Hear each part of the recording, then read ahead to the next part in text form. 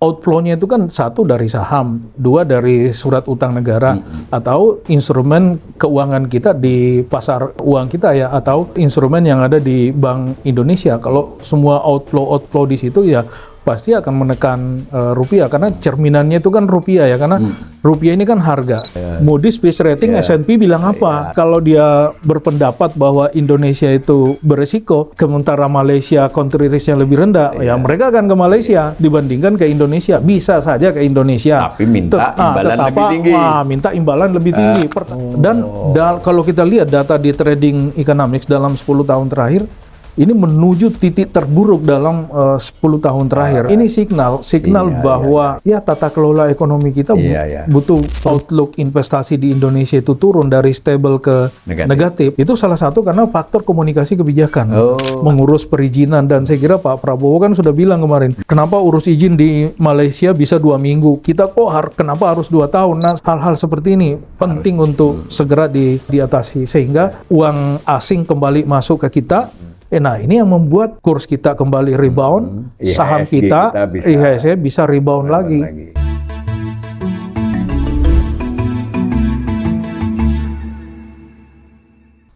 Salam cerdas, Ibu Bapak, saudara-saudara yang saya hormati, berjumpa kembali dengan saya di kanal Awali Rizki dalam sesi Ngobrol Ekonomi. Kali ini saya ditemani sahabat saya, seorang ekonom, seorang dosen di Unhas, tapi kelebihannya dia juga punya pengalaman di lembaga negara ya, di KPPU, yaitu Mas Sarkawi Raup. Selamat datang kembali. Assalamualaikum. Mas. Waalaikumsalam. Dr. Sarkawi Raup, saya lihat juga beliau belakangan ini juga rajin ya menulis di media massa dan tentu menjadi narasumber tetap di kanal saya. Nah, ada tulisan beliau yang belakangan ini tentang soal nilai tukar rupiah. Banyak ini narasumber saya yang bicara nilai tukar rupiah, Mas Sarkawi. Tapi saya lihat dari tulisan Mas Sarkawi ini ada beberapa angle sudut pandang yang mungkin bisa melengkapi yang lain-lain itu, sehingga kanal literasi kita ini bisa mendapatkan banyak tambahan. Kenapa rupiah? Kan kalau orang awam ini sederhana aja. Kok rupiah makin lama makin rendah nilainya? Kan begitu aja buat mereka. Mulai juga mereka karena mungkin juga kanal seperti kita, juga kanal-kanal lain kan mulai aktif ya memberikan informasi. Mereka juga tahu kan bahwa kalau dolar itu rupiah itu terlalu lemah, ada soal tempe mereka, tahu mereka soal Indomie mereka, kan semacam itu. Nah, oke lah, itu sudah pernah dibahas. Tapi saya ingin kepada Mas Sarkawi menjelaskan ke kita sudut pandang yang ditulisan ini. Bagaimana sih menilai dinamika nilai tukar rupiah terutama beberapa bulan terakhir ini? Ya, pertama ya, memang secara konvensional pergerakan kurs itu kan bisa dilihat dari sisi faktor fundamental dari mata uang yang bersangkutan.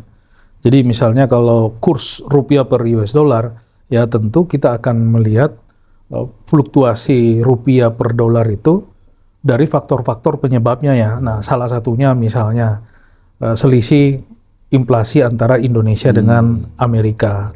Nah, sejauh inflasi kita masih jauh lebih rendah dibanding Amerika, nah artinya ya itu peluang bagi rupiah untuk mengalami penguatan. Kalau sama, sekurang-kurangnya nggak melemah. Kalau sama ya logikanya seperti itu. Kemudian yang kedua, bukan hanya inflasi Mas, tetapi kita lihat dari ya suku bunga.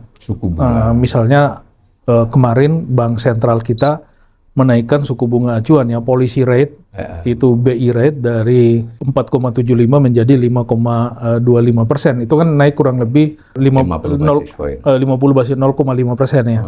Nah, menjadi 5,25. Nah, kalau kita bandingkan dengan suku bunga Amerika, nah lagi-lagi ya suku bunga kita kan masih jauh lebih tinggi kan dibanding Amerika, dan 3,75 di the Federal Fund Rate itu. Nah, artinya secara real itu kan dilihat selisih antara suku policy rate, suku bunga acuan dikurangi dengan inflasi kita. Nah, kalau itu dikurang, kita kan masih di atas Amerika. Policy rate-nya Amerika 3,75 dikurang dengan inflasinya mereka. Nah, sehingga ya tidak ada alasan sebenarnya rupiah itu melemah ya. Kemudian yang ketiga, selisih pertumbuhan ekonomi. Itu juga selisih perubahan output antar negara. Nah, kalau pertumbuhan ekonomi kita kan reportnya di kuartal 1 5,61%. Jauh lebih tinggi dari Amerika. Jauh lebih tinggi dari Amerika. Kemudian termasuk pertumbuhan jumlah uang beredar ya. Jadi money supply growth itu antar Indonesia dengan Amerika juga sangat berpengaruh ya. Nah, sekarang ya kita lihatlah kita lihat aja di 3 indikator ya. Satu di suku bunga kita jauh lebih tinggi, inflasi kita juga sedikit lebih tinggi, tapi secara real, nah kalau diperkurangkan dengan suku bunganya, nah realnya ya selisih nah itu. kita masih jauh lebih bagus. Apalagi kalau dilihat dari sisi pertumbuhan ekonomi. Nah tapi pertanyaannya kok kenapa rupiah dengan kondisi fundamental seperti yang begitu bagus seperti itu, tapi tetap konsisten melemah kan? Dan pelemahan rupiah ini terjadi sejak awal tahun ya, Januari, sejak 1-2 Januari itu pembukaan perdagangan. Nah, saya kira rupiah itu konsisten mengalami penurunan, pelemahan. Nah, pertanyaannya ini kenapa seperti itu? Padahal di kuartal pertama berdasarkan report BPS itu kita sangat bagus kan dari sisi indikator makro itu. Nah, yang tadi itu. Nah, salah satu penjelasannya adalah ya kita bisa lihat dari persepsi resiko investor asing terhadap perekonomian kita. Dan saya kira bukan hanya asing, domestik pun bisa jadi karena pelaku usaha domestik bisa saja menempatkan asetnya bukan dalam rupiah, tetapi dalam bentuk capital fly ya. Jadi ada net capital outflow keluar bukan hanya karena asingnya yang keluar, tetapi juga bisa jadi domestiknya juga yang nggak nyaman berbisnis di kita. Nah, ini yang membuat outflow valuta asing itu semakin tinggi gara-gara persepsi risiko yang besar. Ini yang menekan saham, menekan rupiah, karena outflow-nya itu kan 1 dari saham, 2 dari surat utang negara atau instrumen keuangan kita di pasar uang kita ya, atau instrumen yang ada di Bank Indonesia. Kalau semua outflow di situ ya pasti akan menekan rupiah, karena cerminannya itu kan rupiah ya, karena rupiah ini kan harga. Ini ibaratnya ya Mas, kayak dokter itu kan kalau melihat pasien sakit atau sehat kan ada termometernya itu untuk mengukur temperatur kan. Nah, kalau temperatur ketinggian sakit. Kalau kerendahan juga sakit. Nah, butuh temperatur panas badan, suhu badan itu yang normal. Nah, kalau ketinggian sakit, kerendahan sakit. Nah, rupiah juga seperti itu. Jadi ada batas-batas psikologis ya, yang dimana rupiah itu sebagai indikator harga, supply and demand rupiah terhadap US dollar. Nah, ini yang menunjukkan bahwa ekonomi kita ini masih sehat, ini nggak sehat. Nah, dengan kecenderungan seperti sekarang, di mana rupiah konsisten melemah selama 5 bulan ini, selama 4 bulan setengah. Ya, sejak Januari itu. Nah, itu menunjukkan bahwa pada saat kondisi fundamental bagus, nah kok rupiah melemah? Berarti persepsi resikonya yang tinggi. Karena gini Mas, saya kebetulan semester ini ngajar mata kuliah ekonomi makro. Jadi itu ada bab khusus tentang open economy kan. Jadi perekonomian terbuka kan. Nah, salah satu yang menarik di situ adalah bahwa rupanya formulasi identitas dari pendapatan nasional kita itu Y sama dengan C di fungsi dari Y min T itu disposable income kan, ditambah dengan investment itu kan dipengaruhi oleh satu income. Nah, kemudian ada suku bunga. Nah, dalam hal ini suku bunga real plus risk premium, premi risiko. Di situ kuncinya di situ. Jadi investment, aliran investasi ke suatu negara atau investment di suatu negara itu dipengaruhi oleh pendapatan di negara bersangkutan. Pendapatan yang dijanjikan oleh suasana kondisi betul. ekonominya.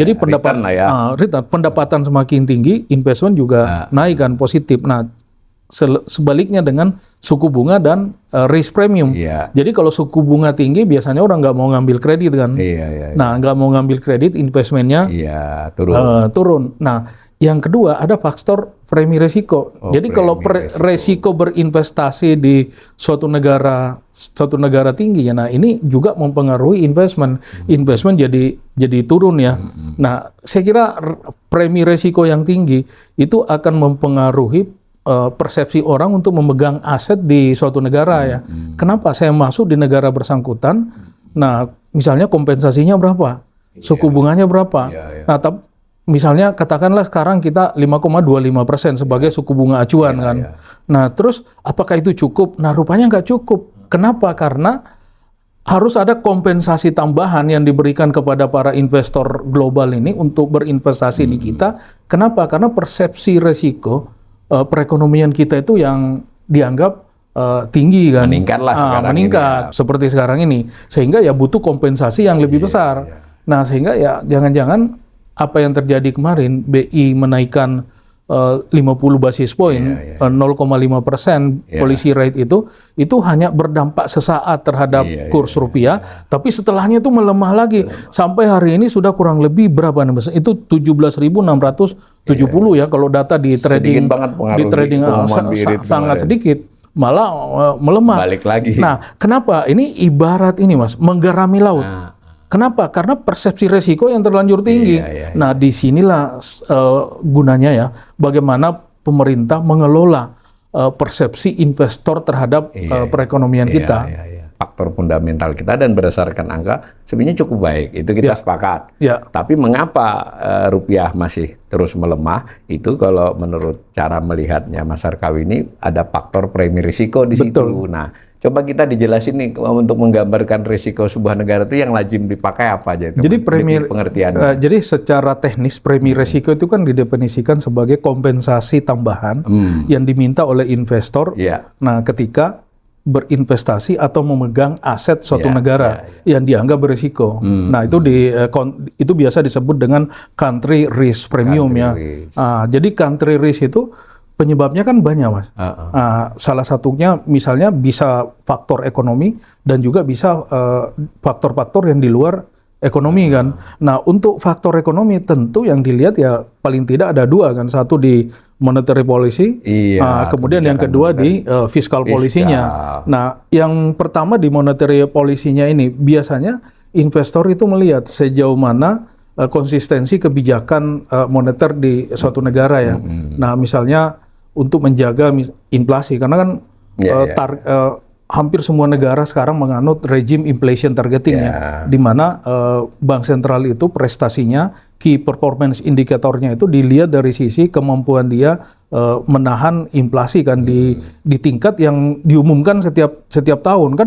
BI bank sentral dimanapun mengumumkan target kan. Nah, credibility dari central bank itu dilihat dari kemampuan dia untuk konsisten mencapai target inflasi yang diumumkan itu. Itu yang pertama Mas. Kemudian yang kedua, credibility dari central bankernya sendiri. Jadi orang-orang yang ada di central banking kita itu, Dewan Gubernur kalau di sini itu kan dilihat oleh pasar. Nah, seberapa kredibel orang-orang ini, nah seberapa mampu mengelola kondisi makro kita, nah itu juga mempengaruhi persepsi investor dan pemainnya global itu terhadap kondisi ekonomi di suatu negara. Dan ini kan semua berpengaruh terhadap premi resiko berinvestasi di negara yang bersangkutan. Kemudian yang kedua Mas, dari sisi fiskal. Fiskal juga sama.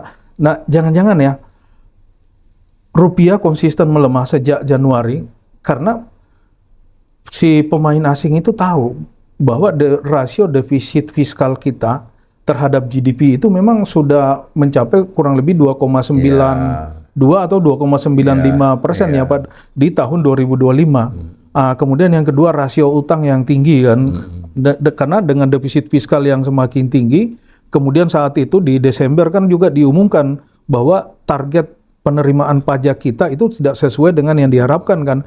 Tax ratio kita, rasio penerimaan pajak terhadap GDP kita itu kurang dari yang ditargetkan oleh pemerintah ya. Mungkin waktu itu hanya 9 sampai 10%-an ya, padahal targetnya bisa sampai 12%. Nah, jauh di bawah yang diekspektasikan. Nah, kalau jauh di bawah yang diekspektasikan artinya apa? Defisit fiskalnya naik, penerimaan pajaknya turun, ya mau tidak mau harus ditambal dengan utang yang lebih tinggi Jadi mau tidak mau pemerintah harus menambah utang baru kan. Padahal pada saat yang sama rasio utang kita terhadap GDP sudah mungkin waktu itu sudah hampir 40% ya terhadap GDP kita. Nah, pada saat yang sama debt service ratio, kemampuan kita membayar utang itu juga semakin kecil ya, karena ya hampir separuh dari pendapatan bersih kita digunakan untuk bayar utang. Artinya space kita untuk mengelola ekonomi ini semakin terbatas. Terbacanya begitu ya. Terbacanya seperti itu yang salah satu yang membuat, karena ruang fiskal kita yang semakin sempit, sehingga ya investor global mempersepsi resiko perekonomian Indonesia ini relatif tinggi. Nah, saya kira ini baru dari dua sisi. Nah, belum lagi faktor-faktor yang spesifik terhadap suatu negara. Jadi kan ada itu disebut specific risk ya terhadap negara yang bersangkutan. Nah, kan dua resiko ini kan bisa dibandingkan antar satu negara karena ada semua ada. Tetapi kan ada resiko yang bersifat spesifik ke negara yang bersangkutan itu. Misalnya yang terkait dengan corruption perception index. Nah, kemudian yang kedua yang berkaitan dengan misalnya inefisiensi di perekonomian kita. Nah, dan itu cerminannya kan di ICOR, Mas. Nah, incremental capital output ratio ya. Kita ketinggian kita masih kurang lebih 6,25 sampai 6,3 ya. Padahal peer group kita di ASEAN itu sekitar ya mungkin 3,5 sampai 4,5 ya. Nah, kita tinggi. Nah, ini semua yang resiko-resiko yang bersifat spesifik ya terhadap negara kita. Belum lagi misalnya ya inefisiensi di jalan logistik, cost kita yang masih dianggap terlalu tinggi. Nah, semua resiko-resiko ini kan diperhitungkan oleh investor, dan ini yang kemudian membentuk persepsi resiko terhadap perekonomian kita. Country risk itu yang disebut dengan country risk premium itu. Ini yang membuat rupiah terdepresiasi secara konsisten tertekan. Dan ya saya kira depresiasinya ini luar biasa. Ini 17.670 ini kan rekor tertinggi dengan sepanjang kawasan dengan negara sebaya kita lebih buruk ya. Misalnya ya kalau kita bandingkan dengan Malaysia ini, kalau saya lihat data ringgit Malaysia per US dollar itu kan malah menguat ya hari ini kan. Nah, bahkan kalau kita lihat ringgit itu dari 4,0498 ringgit per US dollar itu per 1 April. Nah, sekarang di posisi hari ini mereka itu malah menguat ke 3,9 ringgit per US dollar. Dan tapi itu wajar, Mas. Karena kalau kita bandingkan ya, ini kita bandingkan country risk premium Indonesia dibanding Malaysia. Oh, ada cara mengukurnya juga ya, ada caranya juga mengukur. Nah, ini kalau kita bandingkan country risk premium Malaysia itu hanya 1,55%. Indonesia itu 2,46%. Nah, sehingga ya saya kira wajar juga kalau nilai tukar kursnya Malaysia cukup kuat dan bahkan menguat. Nah, kita melemah dengan country risk premium yang tinggi itu 2,46%. Belum lagi Mas Awalil kalau kita lihat ya persepsi lembaga-lembaga pemeringkat. Itu juga terkait country risk juga pasti karena ini kan pandangan dari misalnya Moody's, Fitch Rating, S&P, ini kan navigator. Mereka didengar oleh para investor. Benar. Ini kayak rujukan. Ini kayak kompas. Kayak orang beri raport suatu negara. Betul. Jadi para orang kaya ini kan setiap bangun tidur yang dia lakukan apa? Lihat Fitch Rating, lihat Moody's, lihat S&P. Moody's, Fitch Rating, S&P bilang apa? Kalau dia berpendapat bahwa Indonesia itu beresiko, sementara Malaysia country risk yang lebih rendah, ya mereka akan ke Malaysia dibandingkan ke Indonesia. Bisa saja ke Indonesia, tapi minta imbalan lebih tinggi. Minta imbalan lebih tinggi. Pertanyaannya kita bisa kasih imbalan atau enggak yang lebih tinggi. Kalau enggak ya mereka akan ke Malaysia. Nah, saya kira itu yang membuat kurs ringgit cenderung menguat. Dan kita bandingkan dengan BAT juga sama, BAT Thailand ya, karena Indonesia, Malaysia, Thailand ini anggaplah setara ya, peer group di ASEAN. Nah, kalau kita bandingkan dengan BAT dalam posisi sampai terakhir itu juga melemah. Tapi pelemahannya itu dibanding rupiah, mereka melemah lebih rendah dibanding kita. Lebih tahan, lebih resilience terhadap tekanan eksternal maupun kondisi domestik dia.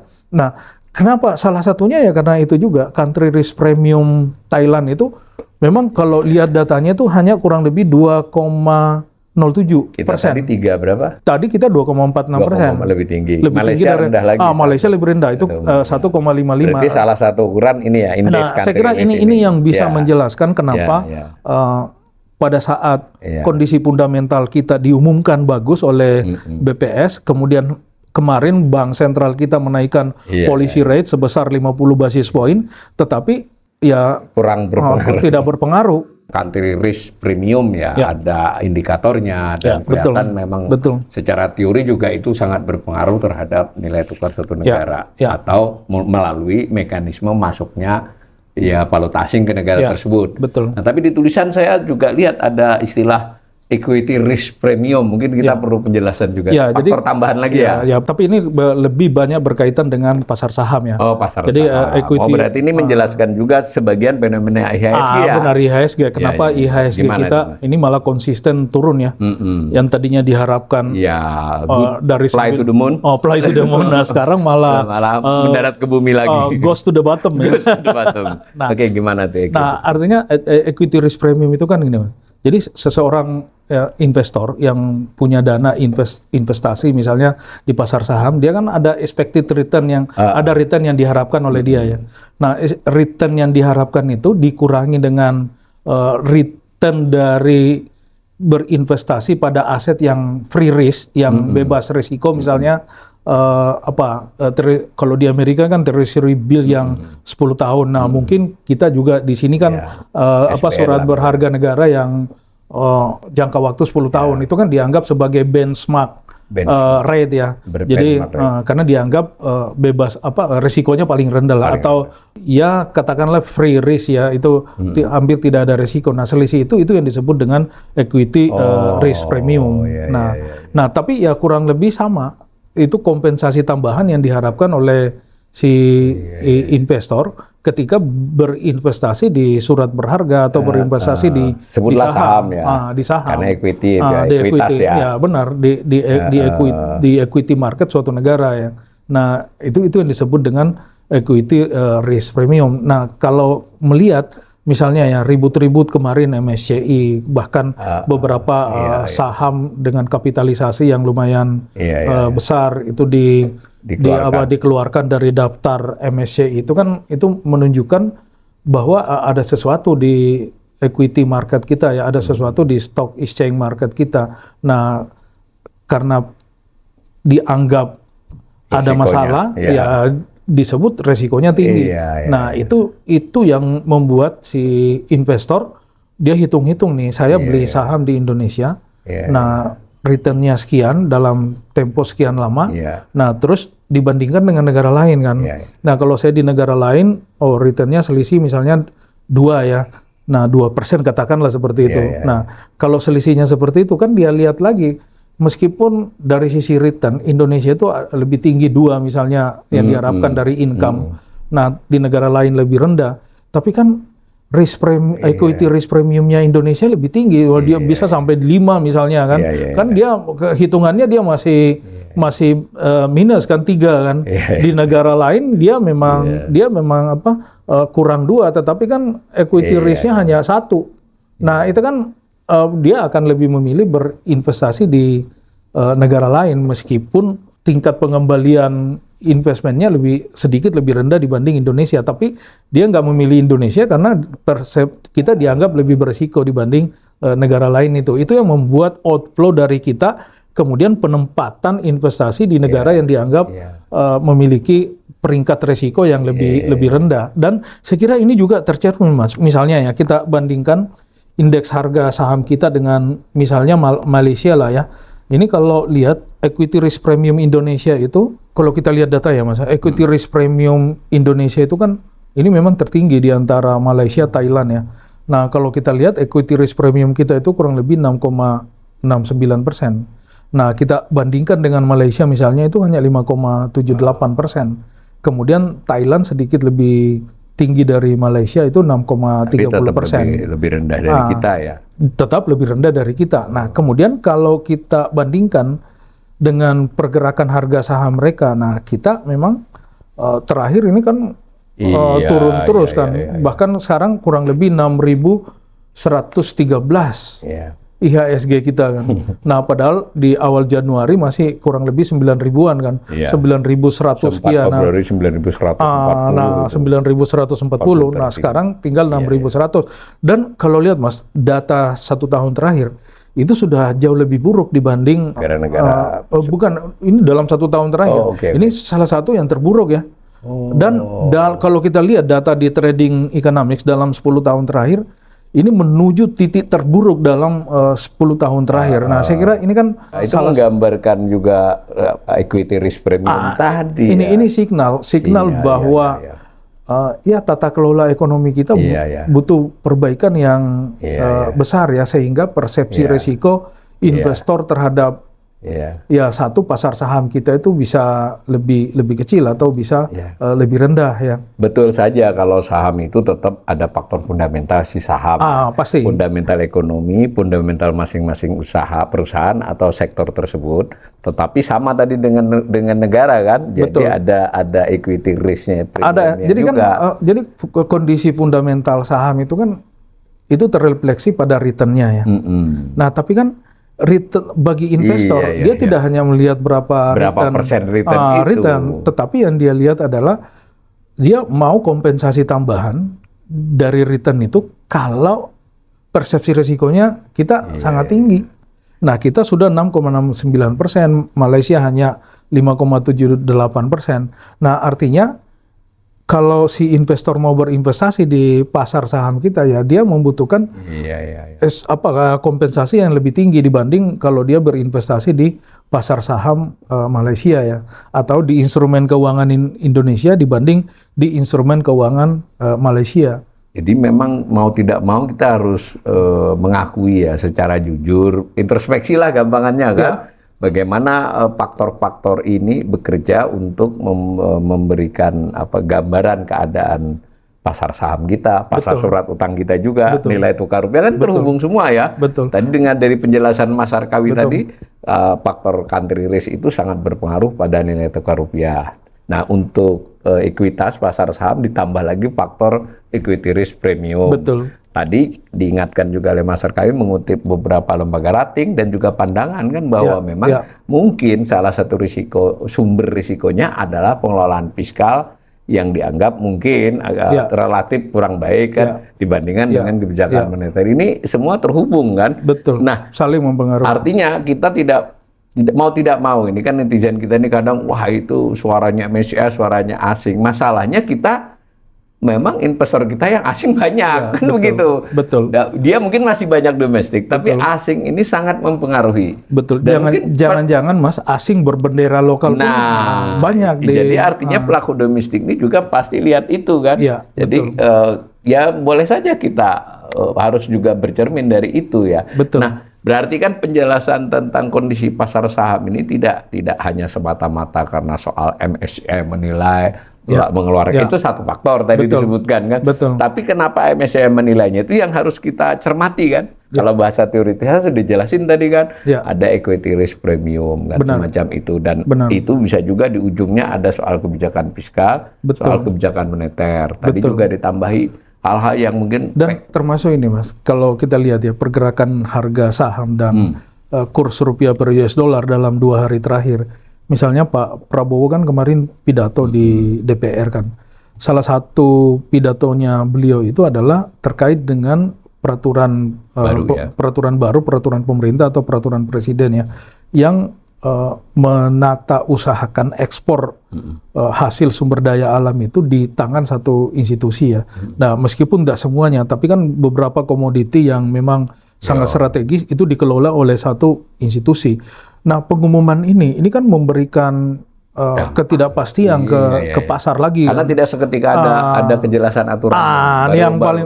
Makanya yang paling penting adalah pada saat Pak Presiden berpidato, nah tugas para menteri ini kalau perlu sudah siap lebih dulu. Sudah harus siap lebih awal. Nah, pertanyaannya, apakah ini direspon positif oleh pasar atau enggak? Nah, pasti pasar di awal ini akan langsung merespon secara negatif karena ini kan perubahan yang sangat drastis, sangat ekstrim kan, yang biasanya mereka melakukannya sendiri, tiba-tiba harus dikelola oleh satu lembaga kan.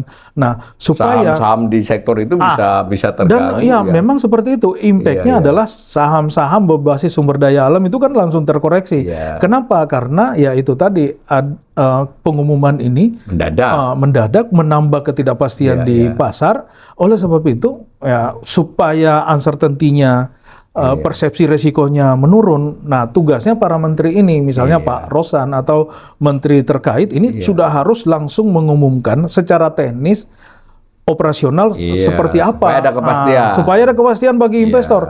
Jadi jangan biarkan para investor ini menginterpretasi sendiri apa yang diumumkan oleh Pak Presiden. Kalau mereka bisa jadi maksud kebijakan ini bagus, bisa jadi maksudnya bagus. Tapi kalau pasar yang menginterpretasi, pasar yang menerjemahkan sendiri, ya bisa jadi pasar berpikir, oh ini apalagi nih, seperti apa nih ke depan, policy direction-nya ini seperti apa. Ditambah tadi cerita-cerita sebelumnya, karena salah satu yang dikritik adalah kondisi ketidakpastian kebijakan fiskal.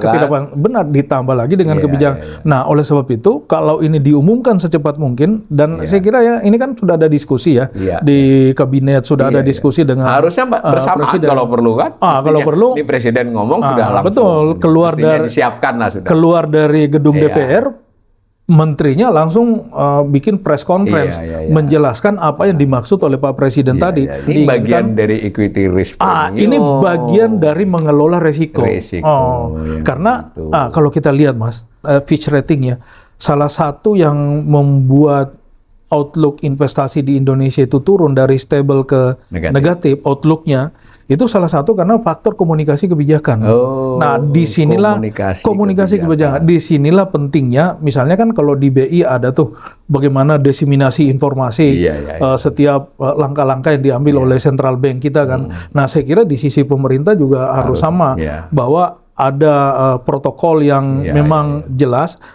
Setiap kebijakan-kebijakan baru ini harus langsung disampaikan ke pasar secara detail ya, sehingga ya itu tadi pasar tahu apa yang akan dilakukan oleh pemerintah ke depan dan kemudian apa impact-nya terhadap bisnis mereka di Indonesia ya. Dalam hal ini BI kesannya memang karena lebih terbiasa ya. Ini pemerintah harus mulai, meskipun kali ini telat menaikkan policy rate, agak telat karena ini kan trennya sejak Januari ya. Sejak Januari kita rupiah kurs kita itu kecenderungannya terdepresiasi sampai beberapa kali. Misalnya kita sebut angka psikologis kurs rupiah terhadap dolar 17.000. Nah, dilewati. Nah, sekarang 17,5 dilewatin. Nah, nanti 18.000. Nah, ini saya nggak tahu nih pergerakan. Padahal biasanya kalau bank sentral itu kan istilahnya ahead the curve ya, mendahului kurva. Artinya forward looking. Forward looking. Ini agak sedikit kedodoran. Betul. Ini seperti menggarami laut. Terlanjur ekonomi kita dipersepsi berisiko tinggi. Nah, sehingga apapun yang dilakukan oleh kita ini terkesan serba salah. Kita naikin policy rate, efeknya juga relatif kecil. Kemudian yang kedua, kita intervensi terus di pasar valuta asing, mau baik di onshore maupun di offshore market. Nah, ini juga akan menggerus cadangan devisa. Coba bayangkan cadangan devisa kita sebulan lalu masih 156 miliar dolar kan. Nah, sekarang tinggal 146 miliar dolar, turun kurang lebih 10 miliar dolar kan. Selama sepanjang tahun ini 10 dolar. Nah, ini hanya dalam sebulan 2 bulan terakhir kan. Nah, sekarang kalau ini turun terus, nah ini meningkatkan persepsi resiko juga terhadap ke situ lagi. Sehingga para investor global itu melihat kapasitas kita untuk menjaga rupiah semakin lemah semakin lemah. Tendensi depresiasi rupiah akan semakin tinggi. Oke, itu penjelasan Mas Sarkawi ini membantu kita memahami faktor-faktor apa yang membuat kondisi 4 bulan 5 bulan terakhir itu seperti itu, baik terhadap rupiah maupun terhadap pasar saham, indeks harga saham, gampangannya begitu ya. Dan digarisbawahi ya, yang kelihatannya memberi kontribusi itu ada yang disebut dengan risiko-risiko baik itu country risk, kemudian equity risk premium. Lalu dari penjelasan tadi juga sudah disadari kan sebetulnya banyak juga yang mengingatkan faktornya adalah kepastian yang diberikan oleh otoritas, baik itu Bank Indonesia dan terutama sekali fiskal ya oleh Betul. pemerintah. Betul. Dan tadi juga dikatakan soal komunikasi kebijakan yang Betul. lebih baik. Nah, sekarang untuk rekomendasi kepada otoritas, apa yang Mas Sarkawi rekomendasi? Yang paling pertama ya satu ya, premi resiko ini harus dikelola dengan baik ya. Dan saya kira kan tadi kita sudah jelas bahwa sumber premi resiko yang tinggi itu satu dari sisi monetary policy. Nah, jadi jangan ada kesan misalnya ya kebijakan moneter itu bisa didikte oleh pihak lain selain bank sentral, selain bank sentral itu sendiri kan, sehingga ya independensi dari bank sentral itu benar-benar bisa terjaga kan. Nah, karena kalau dilihat tidak independen ya pasti pasar melihat oh ini ada apa, dan ya pasti persepsi risikonya jadi meningkat ya. Kemudian yang kedua, credibility dari central bankernya sendiri. Jadi ini juga Dewan Gubernurnya Gubernurnya ini juga jangan sembarangan ngomong. Itu harus hati-hati, karena lagi salah jadi satu benar. Jadi apapun yang mereka lakukan itu akan dinilai oleh pasar ya. Kemudian yang kedua Mas, ini dari sisi fiscal policy. Nah, fiscal policy yang lebih prudent ini lebih hati-hati ini menjadi isu yang sangat penting karena ini lebih disiplin lah ya. Harus lebih disiplin. Utamanya yang berkaitan dengan debt service ratio itu. Jadi kapasitas kita untuk membayar utang itu. Nah, ini yang harus benar-benar bisa dijelaskan oleh pemerintah kepada pasar sehingga pasar yakin bahwa ketika terjadi tekanan terhadap perekonomian kita masih bisa bayar utang, bayar bunga terutama bayar bunga dan pokoknya jadi tidak default swap-nya itu tidak semakin buruk ya. Nah, artinya resiko gagal bayar utang itu jangan semakin tinggi. Nah, ini harus manageable. Nah, ini saya kira yang harus benar-benar dilakukan oleh pemerintah. Nah, termasuk misalnya ya penerimaan pajak kita dalam situasi seperti sekarang ini kan pasti kesulitan. Apalagi tekanan eksternal, tekanan global, perang Iran-Amerika, situasi di Selat Hormuz yang membuat harga minyak dunia tetap konsisten di atas 100 US dollar per barel. Nah, kondisi minyak dunia yang tinggi ini kan pasti berpengaruh terhadap kondisi dunia usaha di sini.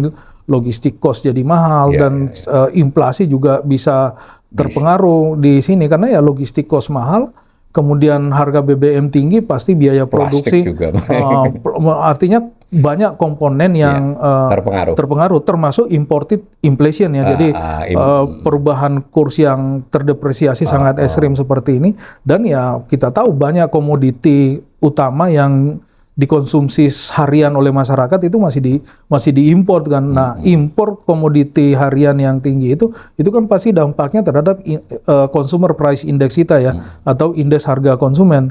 Nah, perubahan dari indeks harga konsumen itu kan pasti tinggi nih. Artinya inflasinya harusnya pasti tinggi karena dari sisi supply. Nah, ini logistik cost-nya tinggi, biaya produksinya naik, kemudian dari sisi importnya pun yang semakin mahal karena kurs kita yang semakin lemah. Ini semua mempengaruhi pembentukan harga komoditas di dalam negeri. Nah, inflasi yang naik ya, tadi kemarin BI sudah naikin suku bunga kan. Naikin suku bunga, pasti suku bunga di bank-bank juga akan ikut naik. Dan biasanya respon pasar terhadap kenaikan suku bunga itu jauh lebih cepat dibanding kalau BI turunin suku bunga kan. Itu sudah sudah lazim. Nah, artinya apa? Cost of fund di bank kita, biaya dana itu akan semakin tinggi, dan ini akan mempengaruhi sektor real dan ya ujung-ujungnya kan ke output. Nah, situasi ini kan harus dikomunikasikan dengan baik, dengan transparan oleh pemerintah dan Bank Indonesia, dan kemampuan dari pemerintah dan Bank Indonesia ini untuk mengantisipasi hal-hal seperti ini. Ya, misalnya ya, jadi kita masih punya cukup anggaran untuk mengantisipasi kalau terjadi situasi yang misalnya extraordinary. Nah, itu kan yang harus dijelaskan ke pasar sehingga pasar yakin, oh udahlah kita di Indonesia saja. Kenapa? Karena kapasitas fiskal pemerintahnya masih sangat besar. Bisa sembuh sendirilah. Kalau sakit bisa diatasi kan. Nah, kan Pak Prabowo ini kan banyak membuat kebijakan-kebijakan yang terobosan-terobosan yang diumumkan pada saat beliau pidato kan. Nah, ini kan harus direspon oleh Pak Menteri dari kabinet Pak Prabowo ini.